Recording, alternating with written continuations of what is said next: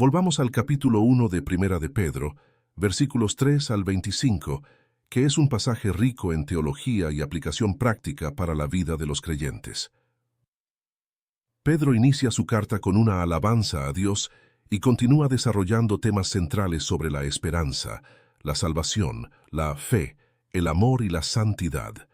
Este segmento del texto también aborda el tema del sufrimiento y el propósito detrás de él. Versículos 3, 4, 5, una esperanza viva. Bendito sea el Dios y Padre de nuestro Señor Jesucristo, que según su grande misericordia nos hizo renacer para una esperanza viva, por la resurrección de Jesucristo de los muertos, para una herencia incorruptible, incontaminada e inmarcesible, reservada en los cielos para vosotros, que sois guardados por el poder de Dios mediante la fe, para una salvación que está preparada para ser revelada en el último tiempo. Primera de Pedro capítulo 1 del 3 al 5. Pedro empieza con una doxología, alabando a Dios por la esperanza viva que los creyentes tienen gracias a la resurrección de Jesucristo. La herencia que espera a los creyentes es descrita como incorruptible, incontaminada e inmarcesible, señalando su naturaleza eterna y pura. Los creyentes son guardados por el poder de Dios, lo que les asegura que su salvación será plenamente realizada en el último tiempo. Versículos 6-9. Alegría en medio del sufrimiento, en lo cual vosotros os alegráis, aunque ahora por un poco de tiempo, si es necesario, tengáis que ser afligidos en diversas pruebas, para que la prueba de vuestra fe, mucho más preciosa que el oro que perece, aunque es probada con fuego, sea hallada en alabanza, gloria y honor en la revelación de Jesucristo, a quien amáis sin haberle visto, en quien creyendo, aunque ahora no lo veáis, os alegráis con gozo inefable y glorificado, obteniendo el fin de vuestra fe, que es la salvación de vuestras almas. Primera de Pedro capítulo 1 del 6 al 9. Aunque los creyentes puedan experimentar sufrimientos, Pedro los anima a alegrarse. El sufrimiento temporal tiene un propósito, probar y purificar su fe, como el oro es refinado en el fuego. El amor y la fe en Jesucristo, a quien no han visto físicamente, produce un gozo profundo y una gloriosa anticipación de la salvación final de sus almas. Versículos 10-12, la salvación profetizada. Los profetas que profetizaron de la gracia que vendría a vosotros, investigaron y diligentemente indagaron acerca de esta salvación, escudriñando qué persona o tiempo indicaba el Espíritu de Cristo que estaba en ellos, cuando predecía los padecimientos de Cristo y las glorias que seguirían. A ellos les fue revelado que, no para sí mismos, sino para vosotros, administraban las cosas que ahora os han sido anunciadas por los que os han predicado el Evangelio por el Espíritu Santo enviado del cielo, cosas en las cuales anhelan mirar los ángeles. Primera de Pedro, capítulo 1 del 10 al 12. Pedro destaca que la salvación de los creyentes fue algo profetizado y esperado por los profetas del Antiguo Testamento. Estos hombres, movidos por el Espíritu Santo, hablaron de los sufrimientos y glorias del Mesías. Esta salvación, ahora revelada, es tan magnífica que incluso los ángeles desean mirar estas cosas. Versículos 13-16. Llamado a la santidad, por tanto, ceñid los lomos de vuestro entendimiento, sed sobrios, y esperad por completo en la gracia que os será traída cuando Jesucristo sea manifestado. Como hijos obedientes, no os conforméis a los deseos que antes teníais estando en vuestra ignorancia, sino, como aquel que os llamó es santo, sed también vosotros santos en toda vuestra manera de vivir, porque escrito está, sed santos, porque yo soy santo. Primera de Pedro capítulo 1 del 3 al 16. Pedro exhorta a los creyentes a prepararse mental y espiritualmente para la acción, a ser sobrios y a poner toda su esperanza en la gracia futura de Dios. Les insta a no volver a los deseos pecaminosos de su pasado y a buscar la santidad en todos los aspectos de la vida, siguiendo el ejemplo de Dios, quien es santo. Versículos 17-21. Vivir con temor reverente, y si invocáis por Padre al que sin acepción de personas juzga según la obra de cada uno, conducíos en temor durante el tiempo de vuestra peregrinación, sabiendo que fuisteis rescatados de vuestra vana manera de vivir, la cual recibisteis de vuestros padres, no con cosas corruptibles, como oro o plata, sino con la sangre preciosa de Cristo, como de un cordero sin mancha y sin contaminación, ya destinado desde antes de la fundación del mundo, pero manifestado en los postreros tiempos por amor de vosotros, y por medio de él creéis en Dios, que le resucitó de los muertos y le dio gloria, para que vuestra fe y esperanza estén en Dios. Primera de Pedro, capítulo 1, del 17 al 21. Pedro recuerda a los creyentes que Dios juzga las obras sin favoritismos, por lo cual deben vivir con temor reverente. La redención que han recibido no es mediante cosas perecederas, sino mediante la sangre preciosa de Cristo. Cristo, el Cordero Perfecto, fue sacrificado para rescatar a los creyentes de una vida sin sentido, permitiéndoles poner su fe y esperanza en Dios. Versículos 22-5. El amor puro y la palabra eterna. Habiendo purificado vuestras almas por la obediencia a la verdad mediante el Espíritu para el amor fraternal no fingido, amaos unos a otros entrañablemente, de corazón puro. Habiendo renacido, no de simiente corruptible, sino de incorruptible, por la palabra de Dios que vive y permanece para siempre. Porque toda carne es como hierba, y toda la gloria del hombre como flor de la hierba. La hierba se seca, y la flor se cae, pero la palabra del Señor permanece para siempre, y esta es la palabra que por el Evangelio os ha sido anunciada. Primera de Pedro, capítulo 1, del 22 al 20. Pedro concluye esta sección instando a los creyentes a amarse profundamente unos a otros, habiendo sido purificados por la obediencia a la verdad a través del Espíritu Santo. Este amor debe ser sincero y de corazón puro. Destaca que los creyentes han sido regenerados por la palabra de Dios, que es eterna y da vida, a diferencia de la naturaleza transitoria de la vida humana, comparada con la hierba y sus flores. Conclusión. Este pasaje de 1 Pedro ofrece una rica teología de la esperanza, el sufrimiento, la salvación y la santidad, interconectando estos temas con la vida práctica del creyente y la comunidad cristiana. Pedro anima a los creyentes a vivir una vida marcada por la esperanza en la gracia futura, el amor sincero entre hermanos, y una conducta santa que refleje el carácter de Dios, todo fundamentado en la obra redentora y eterna de Cristo. El concepto de la piedra viva se encuentra en 1 Pedro 2:4-8, donde el apóstol Pedro utiliza una metáfora poderosa para describir a Jesús como la piedra angular, pero también para hablar del rol de los creyentes como piedras vivas que forman una casa espiritual. Vamos a desglosar estos versículos. Versículo 4. Jesús, la piedra viva. Acercándoos a él piedra viva, desechada ciertamente por los hombres, mas para Dios escogida y preciosa. 1 Pedro 2:4. Pedro comienza hablando de Jesús como la piedra viva. Esta metáfora se refiere a Jesús como la base, el fundamento sobre el cual Dios está construyendo su iglesia. Jesús es descrito como una piedra viva, lo que implica que Él no es solo una piedra inerte, sino alguien que está activo y lleno de vida, desechada por los hombres. Aunque muchos rechazaron a Jesús durante su vida y crucifixión, como lo hicieron los líderes religiosos de su tiempo, para Dios, Jesús es la piedra escogida, la más valiosa, escogida y preciosa. Aunque los hombres lo rechazaron, Dios lo escogió para ser el Salvador del mundo. Esta elección de Dios le otorga a Jesús un valor incomparable. Versículo 5. Los creyentes como piedras vivas, vosotros también como piedras vivas, sed edificados como casa espiritual y sacerdocio santo, para ofrecer sacrificios espirituales aceptables a Dios por medio de Jesucristo. 5. Aquí Pedro traslada la metáfora a los creyentes, llamándolos también piedras vivas. Así como Jesús es la piedra viva, los seguidores de Cristo también son llamados a ser parte de esta estructura espiritual. Casa espiritual.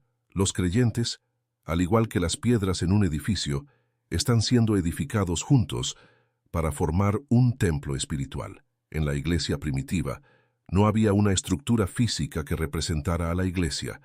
En su lugar, los creyentes mismos eran el templo de Dios. Sacerdocio santo. Pedro habla de los creyentes como sacerdotes, pero no en el sentido tradicional de ofrecer sacrificios animales, sino de ofrecer sacrificios espirituales. Estos sacrificios espirituales pueden ser la adoración, el servicio, la oración y el compromiso personal con Dios. Cada cristiano es parte de este sacerdocio, y no se requiere mediador humano entre ellos y Dios, ya que Jesús cumple ese rol. Versículo 6. La piedra angular, por lo cual también contiene la Escritura. He aquí pongo en Sión la principal piedra del ángulo, escogida, preciosa, y el que creyere en él no será avergonzado. Pedro cita aquí a Isaías 28:16, una profecía mesiánica que habla de una piedra angular que Dios pondrá en Sión. Esta piedra angular es Jesús. En la construcción de un edificio, la piedra angular era la piedra más importante, la primera en colocarse y que daba forma y estabilidad al resto de la estructura. Piedra angular escogida y preciosa. Jesús es la piedra sobre la cual se edifica la iglesia, y es escogido por Dios como la base fundamental de todo el plan de salvación. El que creyere en él no será avergonzado. Aquellos que confían en Jesús no serán decepcionados ni avergonzados. La seguridad en Cristo es absoluta, y esta promesa de Dios da confianza a los creyentes. Versículo 7. El contraste de creer o rechazar a la piedra. Para vosotros, pues, los que creéis, Él es precioso, pero para los que no creen, la piedra que los edificadores desecharon ha venido a ser la cabeza del ángulo. 1 Pedro 12:7. Aquí Pedro señala la diferencia entre los que creen en Jesús y los que lo rechazan. Para los que creen, Jesús es precioso, es la fuente de vida, la base de su fe y el centro de su relación con Dios. Sin embargo, para aquellos que lo rechazan, Jesús es una piedra de tropiezo, la piedra que los edificadores desecharon. Esta es una cita de Salmo 118:22 que también se refiere a Jesús.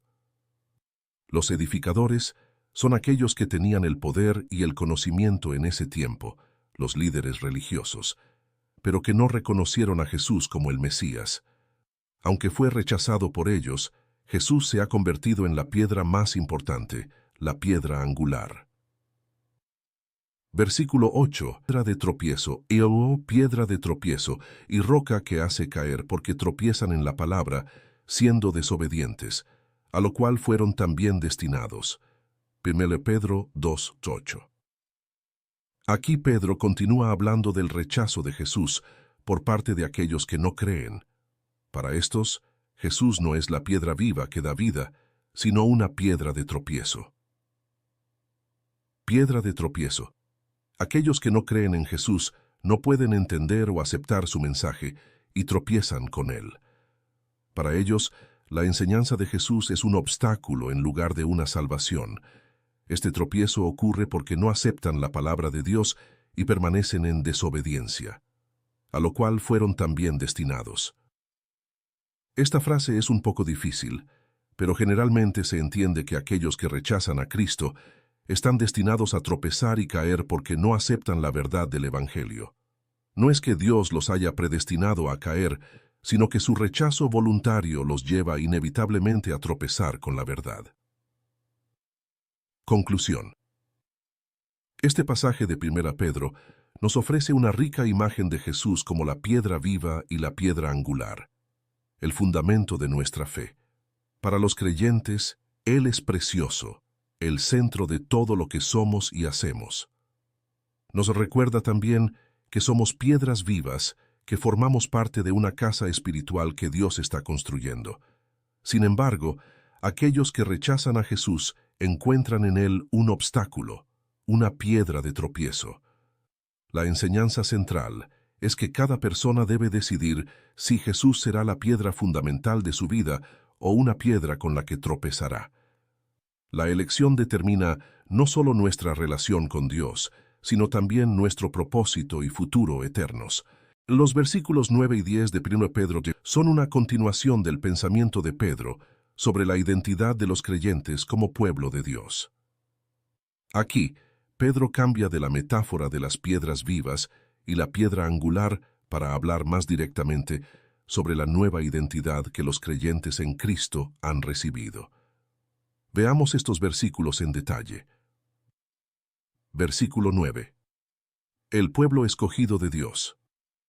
Mas vosotros sois linaje escogido, real sacerdocio, nación santa, pueblo adquirido por Dios, para que anunciéis las virtudes de aquel que os llamó de las tinieblas a su luz admirable. 1 Pedro 2:9. Versículo Pedro resalta 4 títulos importantes que describen la nueva identidad de los cristianos. Estos títulos tienen raíces en el Antiguo Testamento, donde Dios se refería a Israel de una manera similar.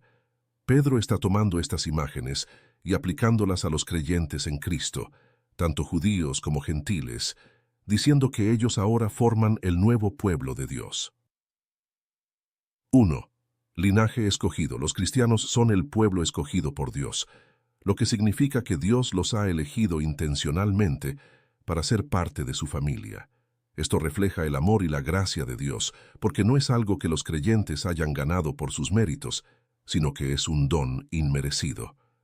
Esto también nos conecta con la historia de Israel, a quien Dios escogió como su pueblo en el Antiguo Testamento.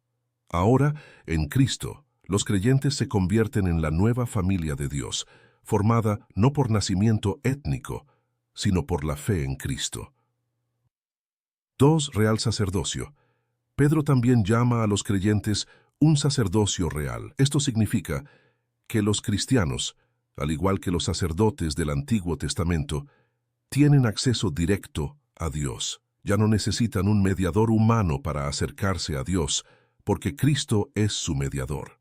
Como sacerdotes, los creyentes tienen el privilegio de ofrecer sacrificios espirituales, oración, adoración, servicio y representar a Dios en el mundo. Pero también son realeza, lo que subraya su dignidad y autoridad en Cristo. 3. Nación santa. Los cristianos son una nación santa, lo que significa que son un pueblo apartado, consagrado para Dios. La santidad implica que los creyentes han sido separados del pecado y llamados a vivir de acuerdo con los propósitos de Dios. Así como Israel fue llamado a ser santo, Levítico 19:2, los cristianos ahora están llamados a reflejar el carácter santo de Dios en sus vidas. Esta santidad no solo es una separación del mal, sino un compromiso con el bien. 4. Pueblo adquirido por Dios. Los cristianos son un pueblo adquirido por Dios o pueblo propio. Esto significa que pertenecen a Dios de una manera especial. La palabra adquirido indica que Dios ha pagado un precio por ellos, lo que claramente alude al sacrificio de Jesús en la cruz. Los creyentes han sido redimidos por la sangre de Cristo y ahora le pertenecen de manera exclusiva. Esto también resalta el profundo amor de Dios por su pueblo. Propósito: anunciar las virtudes de Dios. Pedro aclara el propósito de esta nueva identidad, para que anunciéis las virtudes de aquel que os llamó de las tinieblas a su luz admirable. Los creyentes han sido escogidos y apartados para anunciar las obras poderosas y maravillosas de Dios. Este es su propósito principal en el mundo. Llamado de las tinieblas a su luz admirable. Esta es una referencia a la transformación que han experimentado los creyentes. Antes vivían en la oscuridad del pecado y la ignorancia, pero ahora han sido llamados a la luz de Cristo, donde pueden ver y vivir según la verdad de Dios. Versículo 10. De no pueblo a pueblo de Dios. Vosotros que en otro tiempo no erais pueblo, pero que ahora sois pueblo de Dios, que en otro tiempo no habíais alcanzado misericordia, pero ahora habéis alcanzado misericordia. En este versículo, Pedro resalta el cambio radical que ha ocurrido en la vida de los creyentes. Aquí utiliza un lenguaje que recuerda el libro de Oseas, donde Dios dice que un pueblo que no era su pueblo llegaría a ser llamado su pueblo. 1. Antes no eran pueblo, ahora son pueblo de Dios. Pedro les recuerda a los creyentes que, antes de conocer a Cristo, no formaban parte del pueblo de Dios. No estaban en una relación de pacto con Él. Esto es especialmente significativo para los gentiles, quienes no formaban parte de Israel, el pueblo elegido en el Antiguo Testamento. Pero ahora, en Cristo, todos los creyentes, tanto judíos como gentiles, han sido incluidos en el pueblo de Dios. Ya no son extranjeros ni ajenos a las promesas de Dios, ahora son miembros de su familia. 2.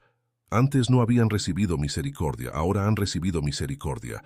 Antes de conocer a Cristo, los creyentes vivían separados de la misericordia de Dios. Estaban bajo el juicio por su pecado. Pero ahora, debido a la obra redentora de Cristo, han recibido la misericordia de Dios. Esta misericordia implica que, aunque merecían castigo, Dios los ha perdonado y los ha restaurado a una relación con Él. Conclusión 1 Pedro 2:9-10. Es un recordatorio poderoso de la nueva identidad que los cristianos tienen en Cristo. Ya no son individuos aislados o sin propósito, sino que ahora son parte del pueblo de Dios, escogidos para vivir vidas santas y para proclamar las virtudes de Dios en el mundo. Han sido llamados de las tinieblas a la luz, transformados por la misericordia de Dios, y ahora forman una nación santa, un sacerdocio real, un pueblo adquirido por Dios. Este pasaje subraya el valor y el propósito que Dios da a cada creyente. No solo somos receptores de su misericordia, sino también portadores de su luz y embajadores de su reino, llamados a vivir y anunciar las maravillas de aquel que nos rescató del pecado. Pedro 2:25. El apóstol Pedro exhorta a los creyentes a vivir como siervos de Dios, lo que implica una vida de obediencia, sumisión y buen testimonio, incluso en situaciones difíciles. Este pasaje se centra en cómo los cristianos deben comportarse en un mundo hostil, destacando el ejemplo de Cristo como el modelo supremo de sumisión y sufrimiento justo. Vamos a desglosar estos versículos. Versículos 11. Exhortación a una vida santa. Amados, yo os ruego como a extranjeros y peregrinos, que os abstengáis de los deseos carnales que batallan contra el alma, manteniendo buena vuestra manera de vivir entre los gentiles, para que en lo que murmuran de vosotros como de malhechores, glorifiquen a Dios en el día de la visitación, al considerar vuestras buenas obras. Extranjeros y peregrinos. Pedro se refiere a los creyentes como extranjeros y peregrinos en este mundo. Esto destaca que nuestra ciudadanía principal está en el reino de Dios, no en este mundo. Como peregrinos estamos de paso, lo que significa que no debemos aferrarnos a los deseos mundanos ni vivir según los patrones de este mundo. 2. Abstenerse de los deseos carnales. Pedro exhorta a los creyentes a abstenerse de los deseos carnales que batallan contra el alma. Estos deseos no son solo físicos, sino también cualquier tipo de tentación que aleje a los creyentes de vivir una vida santa. Pedro nos recuerda que hay una lucha constante dentro de nosotros y debemos ser intencionales en apartarnos del pecado. 3. Mantener un buen testimonio. Pedro también llama a los creyentes a tener una buena conducta ante los no creyentes, gentiles. Aunque puedan ser malinterpretados y acusados falsamente como malhechores, sus buenas obras serán una prueba de su fe y eventualmente llevarán a los demás a glorificar a Dios. Este es un llamado a vivir de manera tan justa y ejemplar que, incluso cuando se nos critique, nuestras acciones hablen por sí solas. Versículos 13-17. Sumisión a las autoridades. Por causa del Señor, someteos a toda institución humana, ya sea al rey como a superior, ya a los gobernadores como por él, enviados para castigo de los malhechores y alabanza de los que hacen bien. Sométanse a las autoridades. Pedro insta a los creyentes a someterse a las autoridades humanas, ya sea el rey o los gobernadores. Esta sumisión no es porque estas autoridades sean perfectas, sino porque Dios ha ordenado el orden civil para el bien de la sociedad. Al someterse, los creyentes están honrando a Dios, quien es la fuente última de toda autoridad. 2. El propósito del gobierno. Pedro menciona que el papel de las autoridades es castigar a los malhechores y alabar a los que hacen bien. Aunque en algunos casos los gobiernos pueden fallar en este propósito, la regla general es que las autoridades están allí para mantener el orden y la justicia. Porque esta es la voluntad de Dios, que haciendo bien hagáis callar la ignorancia de los hombres insensatos, como libres, pero no como los que tienen la libertad como pretexto para hacer lo malo, sino como siervos de Dios. 1 Pedro 2, 15, 16. 3. Haciendo el bien para silenciar a los críticos.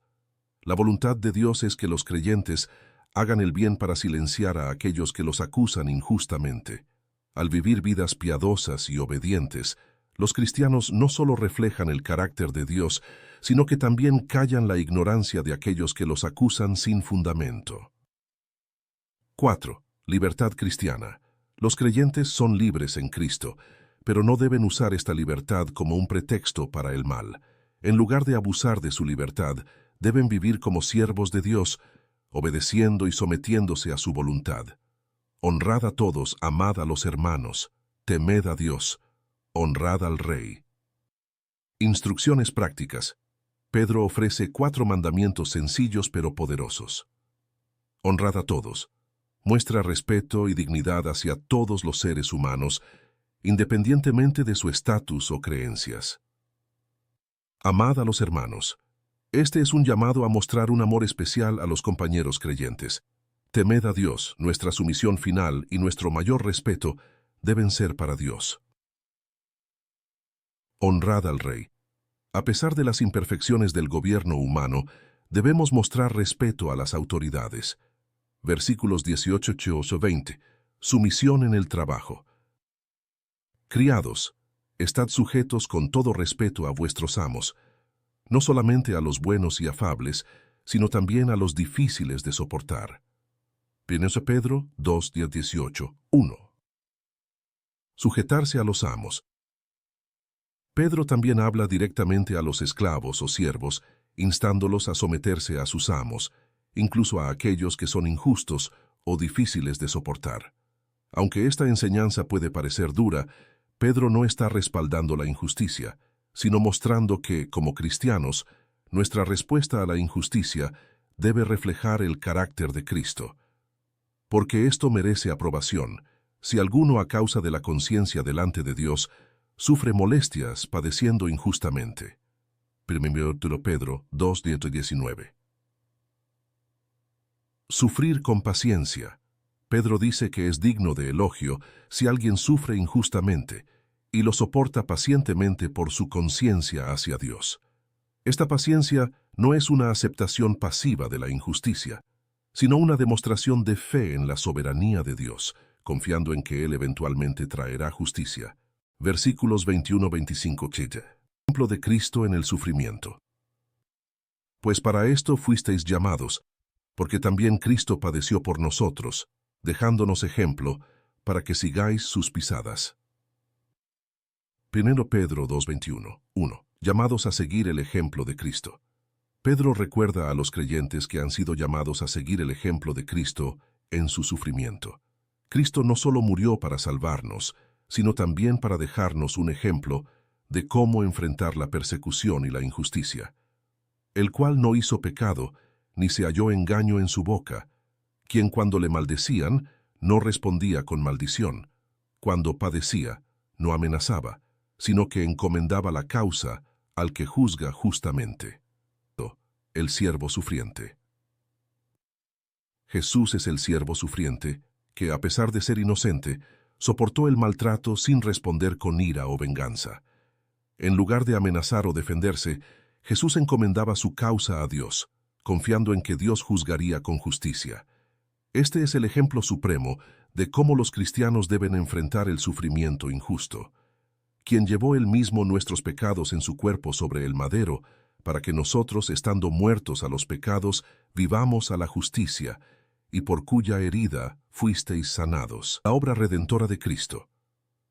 Cristo no solo nos dio un ejemplo de sufrimiento, sino que llevó nuestros pecados en la cruz, haciendo posible que podamos vivir para la justicia. Su sacrificio nos sana tanto espiritual como moralmente. Pedro se refiere a la profecía de Isaías 53, que habla del siervo sufriente cuya herida traería sanidad a su pueblo. Porque vosotros erais como ovejas descarriadas, pero ahora habéis vuelto al pastor y obispo de vuestras almas. Regreso al pastor de nuestras almas. Pedro concluye este pasaje recordando a los creyentes que antes estaban perdidos como ovejas sin pastor, pero ahora, a través de Cristo, han regresado al pastor Jesús, quien cuida y guía sus almas. Él es el obispo de nuestras almas, el que vela por nuestra salvación y bienestar espiritual. Conclusión. Pedro llama a los creyentes a vivir como siervos de Dios, demostrando sumisión, paciencia y buen test. En 1 Pedro 3:1-7, Pedro ofrece instrucciones específicas para los esposos y esposas cristianos, resaltando los deberes conyugales y cómo debe ser la conducta dentro del matrimonio, particularmente en situaciones donde uno de los cónyuges no es creyente. Pedro destaca la importancia del respeto mutuo, la sumisión y el buen comportamiento, subrayando el propósito de glorificar a Dios en el contexto de la relación matrimonial. Vamos a desglosar estos versículos en detalle. Versículos 1-2, instrucciones para las esposas. Asimismo vosotras, mujeres, estad sujetas a vuestros maridos, para que también los que no creen a la palabra sean ganados sin palabra por la conducta de sus esposas, considerando vuestra conducta casta y respetuosa. 1 Pedro 3:1-2. 1. Sujeción a los maridos. Pedro exhorta a las esposas a estar sujetas a sus maridos. La palabra sujeción en este contexto no implica inferioridad, sino más bien un papel de respeto y cooperación dentro del matrimonio, en línea con el orden divino. Esta enseñanza se enfatiza especialmente en situaciones donde el esposo no es creyente. Pedro dice que las esposas pueden ganar a sus maridos para Cristo a través de su conducta piadosa y no necesariamente a través de palabras directas. Esto resalta el poder del testimonio de vida como una herramienta para influir espiritualmente. 2. Conducta casta y respetuosa. Pedro anima a las esposas a tener una conducta casta, pura y respetuosa. La combinación de pureza moral y respeto puede ser un testimonio poderoso para un marido que no cree, demostrando el carácter transformado que proviene de una relación con Cristo. Este llamado no es para imponer una relación de poder, sino para mostrar el amor y la gracia de Dios de manera práctica y cotidiana, incluso en relaciones que pueden ser difíciles. Versículos 3-4, la belleza interior. Vuestro atavío no sea el externo, de peinados ostentosos, de adornos de oro o de vestidos lujosos, sino el interno, el del corazón, en el incorruptible ornato de un espíritu afable y apacible, que es de grande estima delante de Dios, el verdadero adorno. Pedro aconseja a las esposas que no se enfoquen solo en el adorno externo, como peinados llamativos, joyas o vestidos lujosos. No está prohibiendo el uso de estos elementos, sino que está enfatizando que la verdadera belleza de una mujer no debe depender de lo externo. La belleza externa es pasajera y superficial, pero lo que realmente importa es la belleza interior. 2. El adorno del corazón. Pedro destaca que el adorno que es más valioso a los ojos de Dios es el interno, el que procede de un corazón transformado. Este adorno interno incluye un espíritu afable y apacible, tranquilo y amable, que es de gran estima para Dios. Este tipo de belleza nunca se marchita y es lo que realmente glorifica a Dios en la vida de una mujer cristiana. Un corazón lleno de bondad y serenidad es mucho más valioso y duradero que cualquier adorno físico. Versículos 5-6, ejemplo de las mujeres santas. Porque así también se ataviaban en otro tiempo aquellas santas mujeres que esperaban en Dios, estando sujetas a sus maridos, como Sara obedecía a Abraham, llamándole Señor, de la cual vosotras habéis venido a ser hijas, si hacéis el bien, sin temer ninguna amenaza. Ejemplo de las mujeres santas del pasado. Pedro señala a las mujeres santas del Antiguo Testamento como modelos de esta conducta. Estas mujeres confiaban en Dios y se sometían a sus maridos, mostrando un respeto profundo y una confianza en el orden divino para el matrimonio. 2. Sara como ejemplo. Pedro menciona específicamente a Sara, quien mostró respeto a Abraham llamándolo Señor, un término de respeto. Sara es presentada como un ejemplo de sumisión respetuosa, no en el sentido de servilismo, sino como una muestra de confianza en Dios y en su esposo. Las mujeres cristianas que hacen el bien y confían en Dios siguen el ejemplo de Sara y muestran una valentía que no teme a las circunstancias adversas. Esta valentía viene de una confianza profunda en Dios que da seguridad en el contexto del matrimonio. Versículo 7. Instrucciones para los maridos. Vosotros, maridos, igualmente, vivid con ellas sabiamente, dando honor a la mujer como a vaso más frágil, y como a coherederas de la gracia de la vida, para que vuestras oraciones no tengan estorbo. 1 Pedro 3:7. Quieto vivir con sabiduría. Ahora Pedro se dirige a los maridos. Les exhorta a vivir con sus esposas de manera sabia y con comprensión, reconociendo las diferencias naturales entre hombres y mujeres y mostrando un respeto profundo hacia sus esposas.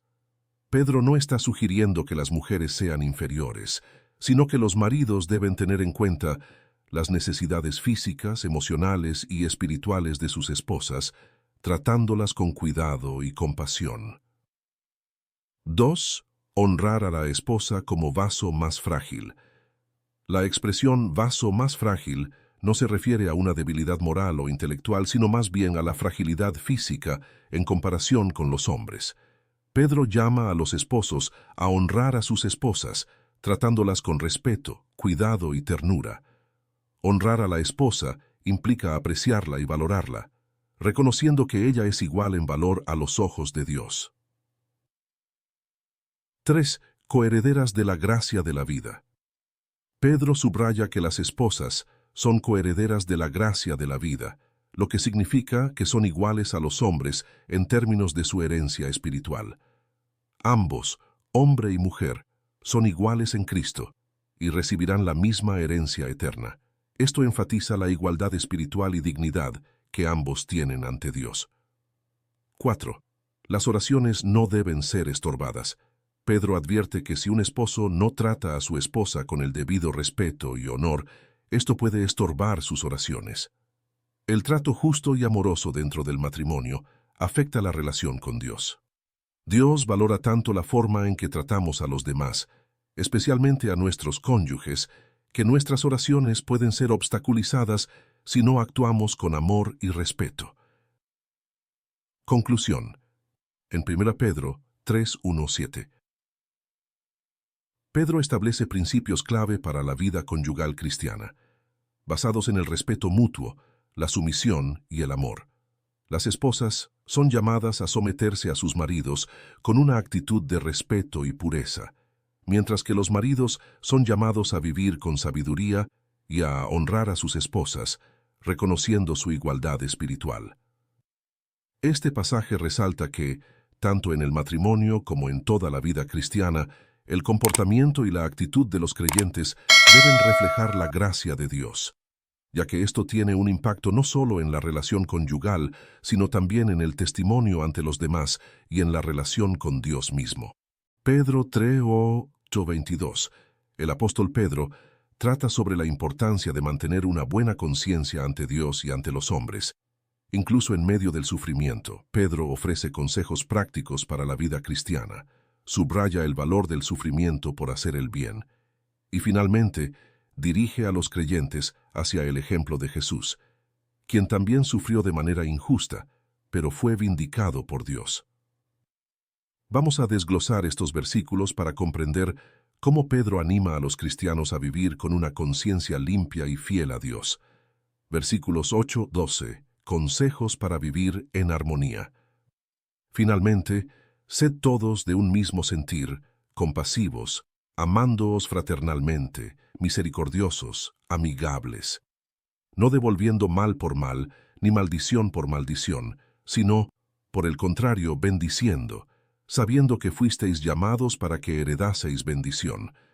1 Pedro 3, 8, 9. Unidad y compasión. Pedro empieza este pasaje exhortando a los creyentes a vivir en unidad y armonía. Deben ser compasivos, amarse como hermanos y ser misericordiosos y amigables. Estas cualidades son esenciales para mantener una buena conciencia dentro de la comunidad cristiana y en su relación con los demás. Vivir en unidad es crucial, ya que la división y los conflictos dentro de la Iglesia pueden dañar tanto el testimonio de los cristianos como su relación con Dios. 2. No devolver mal por mal. Pedro también recuerda a los creyentes que no deben devolver mal por mal o maldición por maldición. Este llamado a la no retaliación es clave para mantener una conciencia limpia. En lugar de reaccionar con ira o venganza, los cristianos están llamados a bendecir a los demás, incluso a aquellos que los maltratan. Esta actitud es radicalmente diferente a la respuesta natural del ser humano, pero Pedro les recuerda que fueron llamados para heredar bendición, lo cual implica vivir de acuerdo con los principios de Dios, que incluyen el perdón y la gracia. Porque el que quiere amar la vida y ver días buenos, refrene su lengua de mal, y sus labios no hablen engaño, apártese del mal, y haga el bien, busque la paz, y sígala, porque los ojos del Señor están sobre los justos, y sus oídos atentos a sus oraciones. Pero el rostro del Señor está contra aquellos que hacen el mal. 1 Pedro 3:10, buscar la paz y hacer el bien. Pedro cita Salmo 34:12-16, que resalta la importancia de refrenar la lengua del mal y buscar la paz. Para tener una buena conciencia y disfrutar de una vida bendecida, los cristianos deben ser cuidadosos con sus palabras y acciones. Deben evitar el mal y buscar activamente el bien. Pedro les asegura que los ojos del Señor están sobre los justos. Dios ve y escucha a aquellos que viven de manera recta, pero está contra los que hacen el mal. Esta es una motivación poderosa para vivir de acuerdo con la voluntad de Dios, sabiendo que Él está atento a sus hijos y responde a sus oraciones. Versículos 13-17. El sufrimiento por hacer el bien. ¿Y quién es aquel que os podrá hacer daño si vosotros seguís el bien? Mas también si alguna cosa padecéis por causa de la justicia, bienaventurados sois. Por tanto, no os amedrentéis por temor de ellos, ni os conturbéis, sino santificad a Dios el Señor en vuestros corazones, y estad siempre preparados para presentar defensa, con mansedumbre y reverencia, ante todo el que os demande razón de la esperanza que hay en vosotros. 1 Pedro 3, 13, 15. 1. Bienaventurados por sufrir por la justicia. Pedro plantea una pregunta retórica. ¿Quién podrá haceros daño si seguís el bien? La respuesta es que, aunque es posible que alguien trate de hacerles daño, aquellos que sufren por hacer el bien son considerados bienaventurados.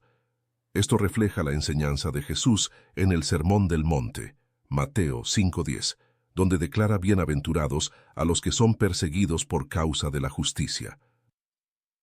2. No temer, sino santificar a Dios. Pedro les dice a los creyentes que no se amedrenten ni se conturben por el temor al sufrimiento o la persecución. En lugar de dejarse llevar por el miedo, deben santificar a Cristo como Señor en sus corazones.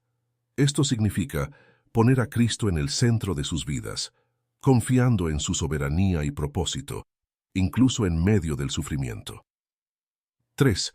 Estar preparados para defender la fe. Pedro también les anima a estar siempre preparados para presentar defensa, apología, de la esperanza que tienen.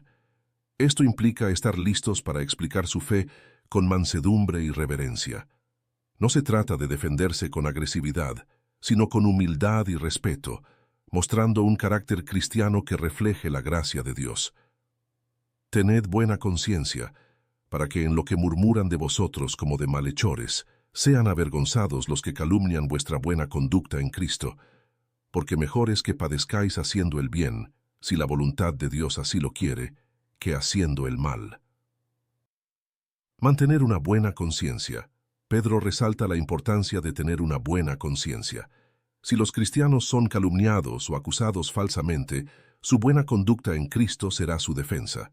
Aquellos que los calumnian serán avergonzados al ver que no hay base para sus acusaciones.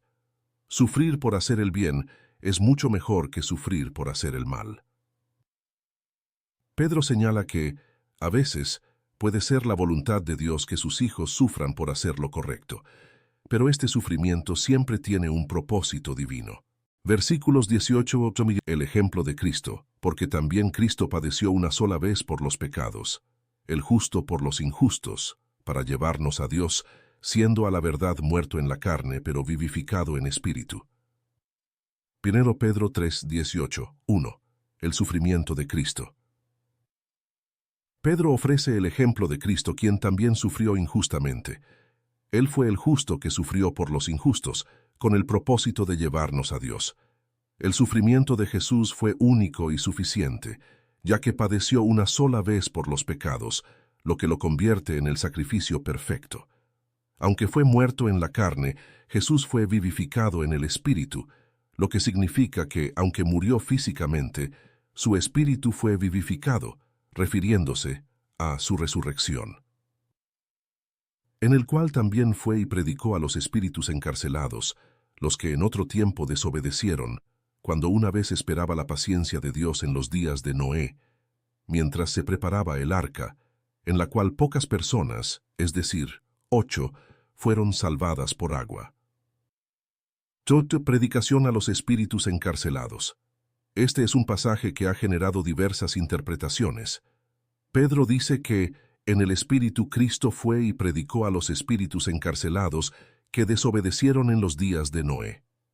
Una interpretación común es que, después de su muerte, Cristo proclamó su victoria sobre el pecado y la muerte a los espíritus rebeldes, quizás refiriéndose a los ángeles caídos o a los que rechazaron el mensaje de Noé. El bautismo que corresponde a esto ahora nos salva, no quitando las inmundicias de la carne, sino como la aspiración de una buena conciencia hacia Dios, por la resurrección de Jesucristo, quien habiendo subido al cielo está a la diestra de Dios, y a él están sujetos ángeles, autoridades y potestades. 1 Pedro 3, 21-22. 3. El bautismo y la buena conciencia. Pedro conecta esta historia con el bautismo, diciendo que así como el arca salvó a Noé y a su familia, el bautismo ahora nos salva a nosotros. No se refiere al acto físico del bautismo en sí, el agua que limpia el cuerpo, sino a lo que representa, la respuesta de una buena conciencia hacia Dios. El bautismo simboliza nuestra identificación con la muerte y resurrección de Cristo, que es lo que verdaderamente nos salva. La salvación viene por la resurrección de Jesús, quien ahora está a la diestra de Dios y tiene autoridad sobre todas las cosas. Conclusión. En 1 Pedro 3, 8-22, Pedro nos llama a vivir con una buena conciencia ante Dios, incluso en medio del sufrimiento. Nos exhorta a vivir en unidad, a no devolver mal por mal y a estar siempre listos para defender nuestra fe con humildad y respeto. A través de todo esto, el ejemplo supremo es Cristo, quien sufrió de manera justa pero fue vindicado por Dios a través de su resurrección y exaltación. Como creyentes, estamos llamados a seguir su ejemplo, confiando en que Dios ve nuestras buenas obras y responderá a nuestras oraciones. Pedro 4:1-11. El apóstol Pedro habla sobre cómo los creyentes deben vivir como buenos administradores de la gracia de Dios, destacando la necesidad de sufrir conforme a la voluntad de Dios, dejar atrás el pecado y usar los dones espirituales para servir a los demás. Estos versículos enfatizan que, como cristianos, estamos llamados a vivir de manera diferente, con una perspectiva centrada en el propósito de Dios y en la edificación mutua. Vamos a desglosar este pasaje en detalle. Versículos 1-2. Armados con el pensamiento de Cristo. Puesto que Cristo ha padecido por nosotros en la carne, vosotros también armaos del mismo pensamiento. Pues quien ha padecido en la carne, terminó con el pecado para no vivir el tiempo que resta en la carne, conforme a las concupiscencias de los hombres, sino conforme a la voluntad de Dios. 1 Pedro 4:1-2:1. El sufrimiento de Cristo como modelo. Pedro comienza recordando que Cristo padeció en la carne, refiriéndose a su sufrimiento y muerte física. Por lo tanto, los creyentes también deben armarse del mismo pensamiento, es decir, adoptar la actitud de Cristo frente al sufrimiento. Esta idea de armarse sugiere estar preparados para enfrentar dificultades y sufrimiento con la misma determinación y enfoque que tuvo Jesús. 2. Terminar con el pecado. Pedro dice que quien ha padecido en la carne, terminó con el pecado. Esto no significa que los creyentes sean completamente perfectos o sin pecado, sino que el sufrimiento por la fe nos ayuda a apartarnos de los deseos pecaminosos. Cuando los cristianos sufren por su fe, están mostrando su compromiso de vivir para Dios y no para satisfacer los deseos carnales. El objetivo de los creyentes debe ser vivir el tiempo que les queda, el resto de su vida, no conforme a los deseos humanos, sino conforme a la voluntad de Dios. Versículos 3 y 4. Dejar atrás el viejo estilo de vida, baste ya el tiempo pasado, para haber hecho lo que agrada a los gentiles, andando en lascivias, concupiscencias, embriagueces, orgías, disipación y abominables idolatrías. A estos les parece cosa extraña que vosotros no corráis con ellos en el mismo desenfreno de disolución, y os ultrajan. 1 Pedro 4:3-4:1. Dejar atrás el pecado del pasado. Pedro dice que los creyentes ya han pasado suficiente tiempo viviendo como los gentiles, no creyentes, participando en lascivias, embriagueces, orgías y abominables idolatrías. Ahora que han sido transformados por Cristo, es momento de dejar atrás esas prácticas y vivir en santidad. El contraste entre la vida pasada y la vida nueva en Cristo es evidente. Los cristianos ya no deben participar en los pecados que antes caracterizaban su vida. 2. El rechazo del mundo. Pedro menciona que los no creyentes encuentran extraño que los cristianos ya no participen en su antiguo estilo de vida, y como resultado, los ultrajan o se burlan de ellos. Esta es una advertencia sobre la oposición que los cristianos enfrentarán por no conformarse a los valores del mundo. Sin embargo, esta separación del mundo es una señal de la transformación interna que ha ocurrido en la vida del creyente. Versículos 5-6. El juicio de Dios. Pero ellos darán cuenta al que está preparado para juzgar a los vivos y a los muertos. Porque por esto también ha sido predicado el Evangelio a los muertos, para que sean juzgados en carne según los hombres, pero vivan en espíritu según Dios. El juicio de Dios es inevitable. Pedro asegura a los creyentes que aquellos que los ultrajan y viven en el pecado darán cuenta a Dios. ¿Quién es el juez de los vivos y los muertos? Nadie escapará del juicio de Dios. Y aquellos que rechazan su gracia enfrentarán las consecuencias. 2. El Evangelio para los muertos.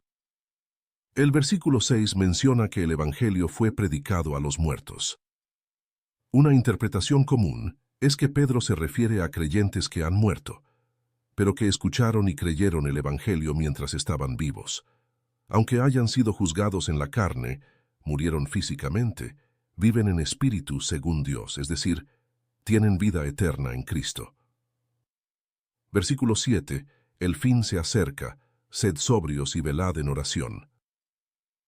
Mas el fin de todas las cosas se acerca, sed pues sobrios y velad en oración. 1 Pedro 4:7. 1. El fin está cerca. Pedro les recuerda a los creyentes que el fin de todas las cosas se acerca. Esto podría referirse al regreso inminente de Cristo o al hecho de que la vida en la tierra es breve y temporal. En cualquier caso, la advertencia es clara. Los cristianos deben vivir con urgencia y enfocar sus vidas en lo eterno. Sobriedad y oración.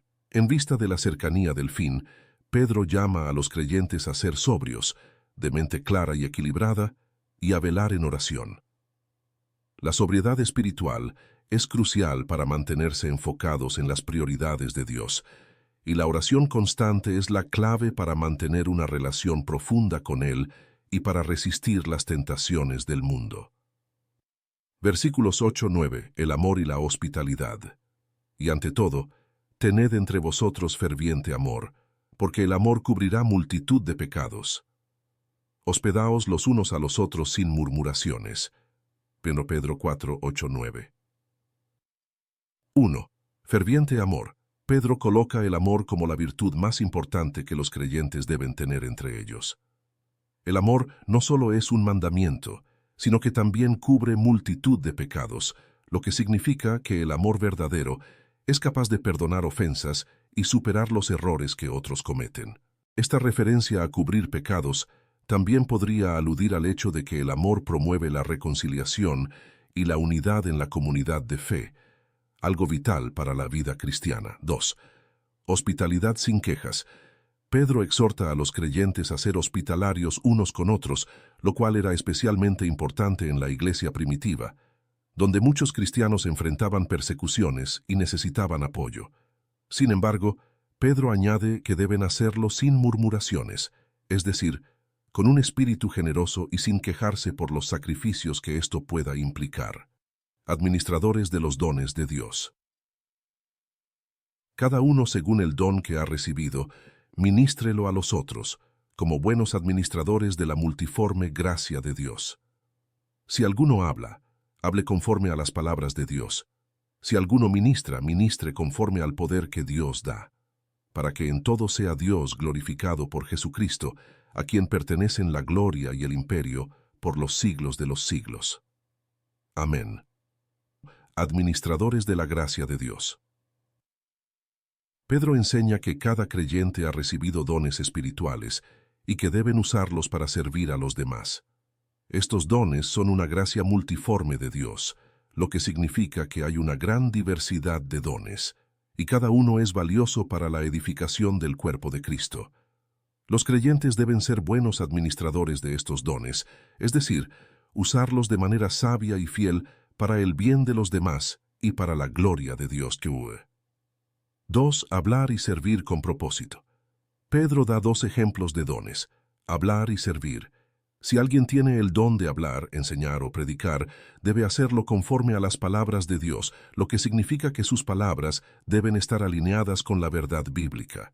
Si alguien sirve, debe hacerlo con el poder que Dios da, reconociendo que el servicio cristiano depende de la fuerza que Dios proporciona, no de las capacidades humanas. 3. Dios debe ser glorificado. El objetivo final de todos los dones y servicios es que Dios sea glorificado a través de Jesucristo. Todo lo que los creyentes hagan debe apuntar a la gloria de Dios, reconociendo que Él es quien merece toda la alabanza y autoridad por siempre. Conclusión. En 1 Pedro 4:1, Pedro llama a los creyentes a vivir como buenos administradores de la gracia de Dios, usando sus dones espirituales para el beneficio de los demás y para la gloria de Dios. Les recuerda que deben dejar atrás el pecado, vivir en santidad y estar siempre sobrios y vigilantes en oración. Además, resalta la importancia del amor ferviente, la hospitalidad y el servicio mutuo como aspectos esenciales de la vida cristiana. Este pasaje nos anima a reflexionar sobre cómo estamos administrando los dones que Dios nos ha dado y cómo nuestras vidas pueden reflejar el carácter de Cristo en todo lo que hacemos, para que Dios sea glorificado en todas las áreas de nuestra vida. En 1 Pedro 4:12-19, Pedro aborda el tema del sufrimiento como cristianos. Estos versículos están destinados a alentar a los creyentes a no sorprenderse cuando enfrenten dificultades, persecuciones o pruebas por causa de su fe, sino a regocijarse, sabiendo que el sufrimiento por Cristo tiene un propósito y está enraizado en la voluntad de Dios. Pedro explica cómo los cristianos deben entender el sufrimiento y cómo responder ante él con una actitud piadosa. Veamos estos versículos en detalle. Versículo 12. No sorprenderse por el fuego de prueba, amados. No os sorprendáis del fuego de prueba que os ha sobrevenido, como si alguna cosa extraña os aconteciese. El fuego de prueba.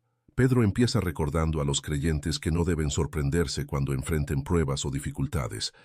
Los cristianos no están exentos del sufrimiento. De hecho, enfrentar pruebas es parte de lo que significa seguir a Cristo.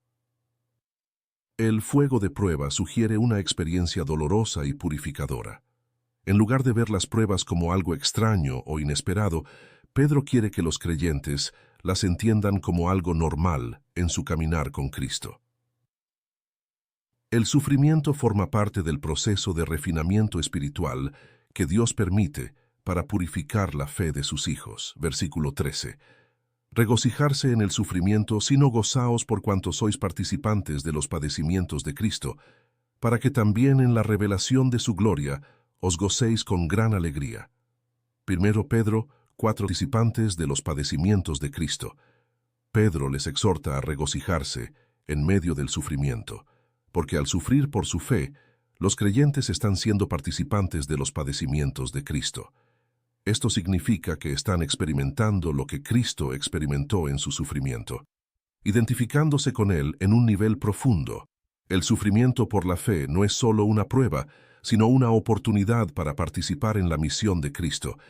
Y esto es motivo de alegría. El sufrimiento no es el fin. Al final, los cristianos se regocijarán cuando la gloria de Cristo sea revelada en su segunda venida.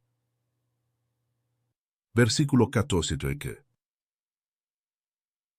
Bienaventurados por el Espíritu de gloria. Si sois vituperados por el nombre de Cristo, sois bienaventurados, porque el glorioso Espíritu de Dios reposa sobre vosotros. Ciertamente, de parte de ellos, Él es blasfemado, pero por vosotros es glorificado. 1. Vituperados por el nombre de Cristo. Pedro dice que los que son vituperados, criticados o perseguidos por el nombre de Cristo son bienaventurados, bendecidos. Esto refleja la enseñanza de Jesús en el Sermón del Monte. Bienaventurados los que padecen persecución por causa de la justicia. Mateo 5:10. Esta bendición viene porque, al sufrir por Cristo, el Espíritu de gloria y de Dios reposa sobre los creyentes. Es decir, en medio del sufrimiento experimentan una presencia especial del Espíritu Santo, que les da fortaleza, consuelo y poder. 2. Blasfemia y glorificación.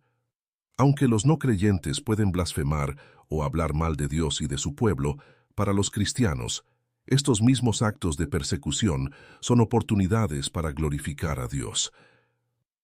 A pesar de la maldad que enfrentan, los cristianos pueden vivir de una manera que da testimonio del carácter de Dios. Versículos 15-16. Sufrir por Cristo, no por el mal. Así que, ninguno de vosotros padezca como homicida, o ladrón, o malhechor, o por entremeterse en lo ajeno, pero si alguno padece como cristiano, no se avergüence, sino glorifique a Dios por ello. 1 Pedro 4:15-16. No sufrir por hacer el mal. Pedro hace una distinción importante. No todo sufrimiento es honorable. Los creyentes no deben sufrir por haber hecho el mal, como homicidas, ladrones, malhechores, o por entrometerse en asuntos ajenos. Sufrir por estos motivos no trae gloria a Dios, ni es un sufrimiento que sea motivo de gozo. Sufrir como cristiano. Sin embargo, si alguien padece por ser cristiano, no debe avergonzarse. El término cristiano era inicialmente un término despectivo usado por los no creyentes para referirse a los seguidores de Cristo, pero Pedro les anima a no sentir vergüenza, sino a glorificar a Dios por ser identificados con Cristo. Sufrir por ser cristiano es un honor, ya que refleja que están viviendo fielmente para Dios y que están dispuestos a soportar el rechazo del mundo por su fe. Versículos 17-18. El juicio comienza por la casa de Dios, porque es tiempo de que el juicio comience por la casa de Dios. Y si primero comienza por nosotros, ¿cuál será el fin de aquellos que no obedecen al Evangelio de Dios? Si el justo con dificultad se salva, ¿en dónde aparecerá el impío y el pecador? 1 Pedro 4:17-18. 1. El juicio comienza por la casa de Dios. Pedro afirma que el juicio comienza por la casa de Dios, refiriéndose a los creyentes. Esto no significa condenación, sino un proceso de purificación y disciplina que Dios permite en su pueblo para que crezcan en santidad. Si los creyentes son purificados a través del sufrimiento y las pruebas, Pedro se pregunta, ¿cuál será el fin de aquellos que no obedecen al Evangelio? La respuesta implícita es que los no creyentes enfrentarán un juicio mucho más severo, ya que han rechazado la oferta de salvación. 2. El justo se salva con dificultad.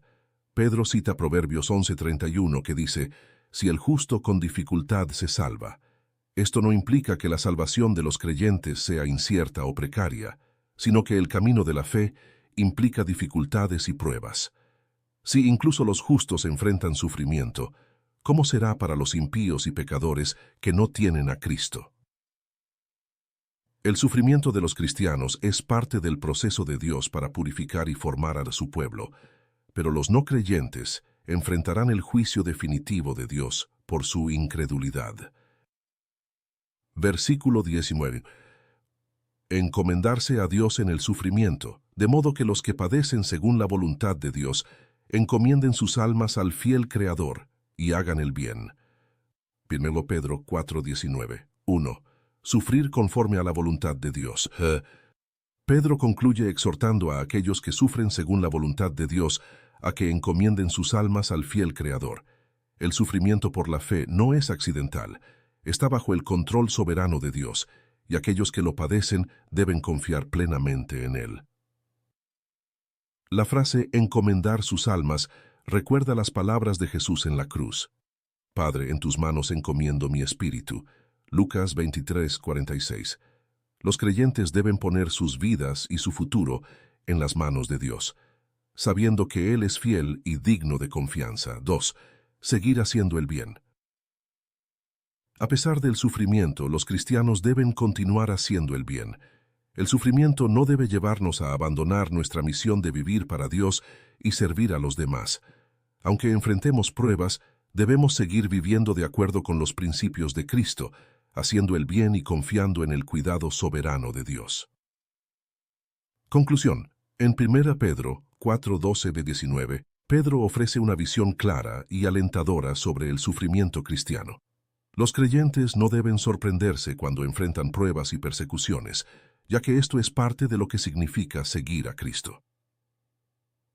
En lugar de temer o avergonzarse, deben regocijarse sabiendo que están participando en los padecimientos de Cristo y que, a través de su sufrimiento, glorifican a Dios.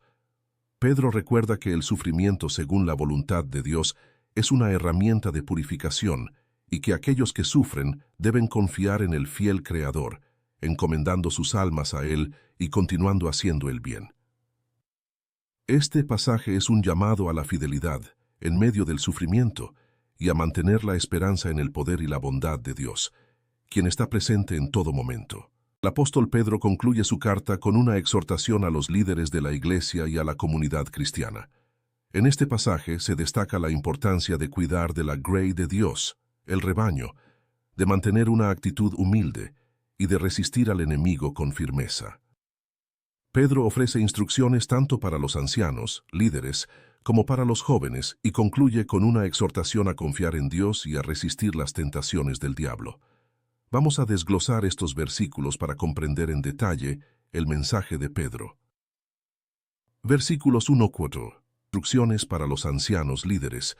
Ruego a los ancianos que están entre vosotros, yo anciano también con ellos, y testigo de los padecimientos de Cristo, que soy también participante de la gloria que será revelada. Apacentad la grey de Dios que está entre vosotros, cuidando de ella, no por fuerza sino voluntariamente, no por ganancia deshonesta, sino con ánimo pronto, no como teniendo señorío sobre los que están a vuestro cuidado, sino siendo ejemplos de la grey. Pedro 5:1-3. 1. El rol de los ancianos. Pedro se dirige primero a los ancianos, los líderes espirituales de la Iglesia. Él mismo se identifica como anciano y como testigo de los padecimientos de Cristo, mostrando que ha vivido en carne propia lo que implica el sufrimiento por la fe. También menciona que es participante de la gloria que será revelada en el futuro, lo que refuerza la esperanza de la gloria futura que todos los creyentes disfrutarán. Los ancianos son llamados a apacentar la grey de Dios, lo que implica cuidar y alimentar espiritualmente a la comunidad de creyentes. La iglesia es vista como un rebaño bajo el cuidado de pastores espirituales, quienes son responsables de su bienestar. 2. ¿Cómo deben cuidar de la grey? Pedro ofrece una serie de contrastes para mostrar cómo los ancianos deben liderar, no por fuerza, sino voluntariamente. Los líderes deben servir con disposición y no bajo coacción o por obligación, no por ganancia deshonesta, sino con ánimo pronto. La motivación de los líderes no debe ser el dinero o el beneficio personal, sino un deseo genuino de servir a Dios y a su pueblo, no como señores, sino como ejemplos. Los líderes no deben ejercer su autoridad de manera autoritaria o tiránica, sino dar ejemplo con su vida. El liderazgo cristiano es servicial, modelando la humildad y el carácter de Cristo. Y cuando aparezca el príncipe de los pastores, vosotros recibiréis la corona incorruptible de gloria. 1 Pedro 5, 4, 3. La recompensa futura.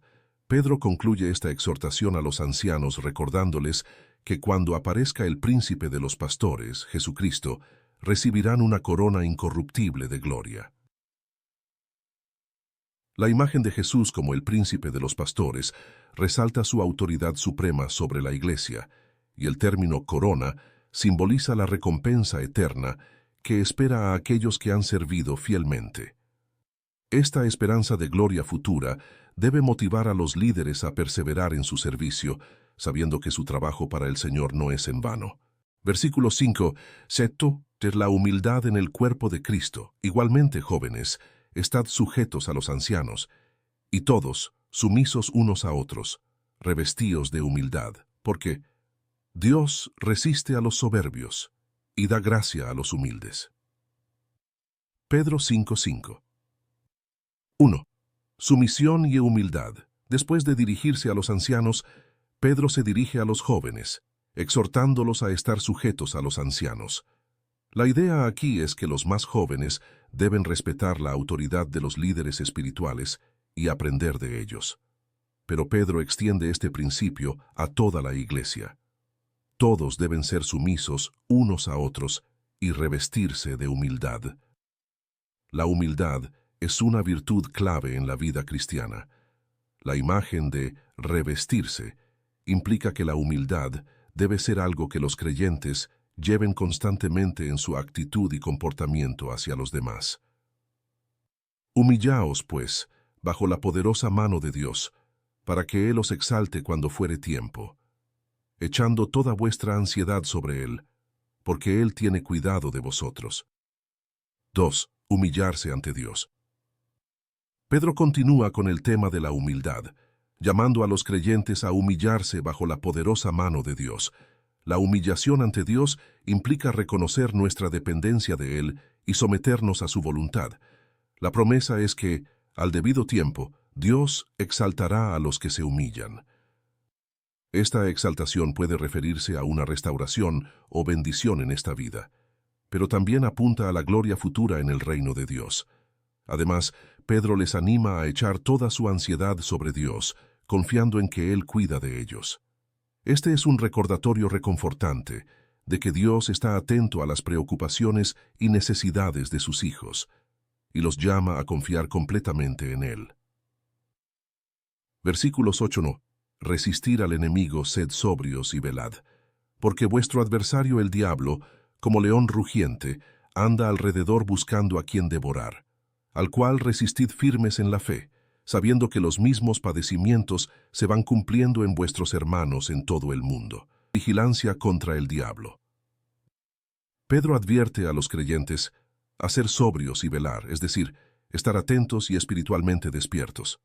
La razón es que tienen un adversario, el diablo, quien anda como león rugiente buscando a quien devorar. Esta imagen del diablo como un león hambriento es un fuerte recordatorio de que los cristianos están en una guerra espiritual constante. 2. Resistir con firmeza. Sin embargo, Pedro no llama a los creyentes a tener miedo, sino a resistir firmes en la fe. La resistencia no es en nuestras propias fuerzas, sino en la fe en Dios y en su poder. Resistir significa no ceder a las tentaciones o ataques del enemigo, sino mantenerse firmes en la verdad de la palabra de Dios. Pedro también recuerda a los creyentes que no están solos en sus padecimientos. Los mismos sufrimientos están ocurriendo entre los hermanos en todo el mundo. Esta solidaridad en el sufrimiento les anima a perseverar sabiendo que su situación no es única, sino que es compartida por la comunidad global de creyentes. Versículos 10-11. El Dios de toda gracia. Mas el Dios de toda gracia que nos llamó a su gloria eterna en Jesucristo, después que hayáis padecido un poco de tiempo, Él mismo os perfeccione, afirme, fortalezca y establezca. A Él sea la gloria y el imperio por los siglos de los siglos. Amén. Primera de Pedro, capítulo 5, del 10 al 11. 1. El propósito del sufrimiento. Pedro concluye con una promesa alentadora. El Dios de toda gracia, quien ha llamado a los creyentes a su gloria eterna en Cristo, les perfeccionará, afirmará, fortalecerá y establecerá después de que hayan sufrido por un tiempo. El sufrimiento que los cristianos enfrentan es temporal y tiene un propósito. A través de él Dios los está moldeando y fortaleciendo para su gloria eterna. Estas palabras son un recordatorio de que, aunque el sufrimiento es real, también es pasajero, y Dios lo usa para el bien de sus hijos. 2. A Dios sea la gloria.